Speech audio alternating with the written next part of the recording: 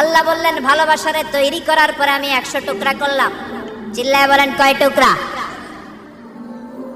99 টুকরা ভালোবাসা আমি আল্লাহ নিজের মধ্যে রেখে দিলাম। 1 টুকরা ভালোবাসা গোটা বিশ্বের সবার মধ্যে আমি ভাগ করে দিলাম। 1 টুকরা ভালোবাসা পেয়ে আমাদের অবস্থা দেখছেন? আল্লাহ যদি 1 টুকরা না দিয়ে আমাকে 30 টুকরা দিত, কথা কন, 1 টুকরা না দিয়ে 80 টুকরা দিলে কি হইতো? কথা কয় না।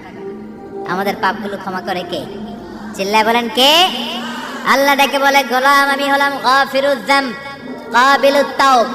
আমার কাজ হলো ক্ষমা করা, আমার কাজ হলো তওবা কবুল করা।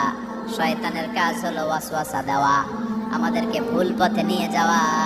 আর আমাদের কাজ হলো ভুল করে ফেলা, আল্লাহর কাজ হলো ভুলগুলো মাফ করে দেয়া। আল্লাহ ডেকে বলে গোলাম তোরা যদি ভুল না করতি, তোরা যদি পাপ না করতি, তোরা যদি অন্যায় না করতি, তোদেরকে ধ্বংস করে দিয়ে